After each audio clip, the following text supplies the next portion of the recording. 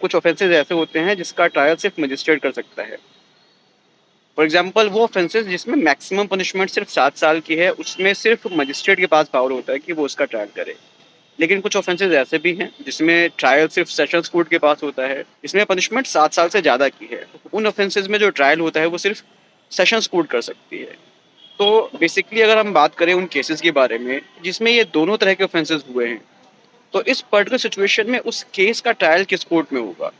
तो यहाँ पर हमेशा याद रखना है कि अगर कोई ऐसा केस है जिसमें इन दोनों तरह के ऑफेंसेस हुए हैं, तो इस केस का जो ट्रायल होगा वो सेशंस कोर्ट करेगी। मजिस्ट्रेट कोर्ट के पास जो है पावर नहीं होगा। अगर मजिस्ट्रेट कोर्ट के पास कोई ऐसा केस जाता है, तो मजिस्ट्रेट कोर्ट उसको कमिट करेगा सेशंस कोर्ट के पास, और सेशंस कोर्ट जो है उस केस का फिर ट्रायल करेगा।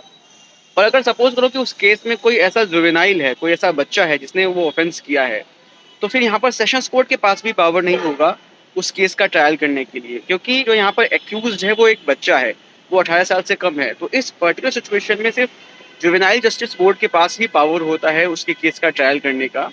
तो इस पर्टिकुलर सिचुएशन में जो कोर्ट है उस केस को जुवेनाइल जस्टिस बोर्ड में ट्रांसफर कर देगा, और फिर जुवेनाइल जस्टिस बोर्ड जो है उस केस का ट्रायल करेगा। अगर एक्यूज्ड बच्चा है, कोई 18 साल से कम का बच्चा है, तो सिर्फ जुवेनाइल जस्टिस बोर्ड ही जो है उस केस का ट्रायल करेगा। अब एक बात यहाँ पर और भी समझ लो कि अगर सपोज करो कि केस में एक से ज़्यादा एक्यूज्ड है, लेकिन एक एक्यूज्ड बच्चा है और बाकी सारे जो एक्यूज्ड है वो अडल्ट हैं, तो उन सभी एक्यूज्ड का जो अडल्ट्स हैं उनका ट्रायल सेशंस कोर्ट करेगी या मजिस्ट्रेट कोर्ट करेगी। लेकिन जो बच्चा है उसका ट्रायल सिर्फ जुवेनाइल जस्टिस बोर्ड ही करेगा, सेशंस कोर्ट या मजिस्ट्रेट कोर्ट नहीं करेगी।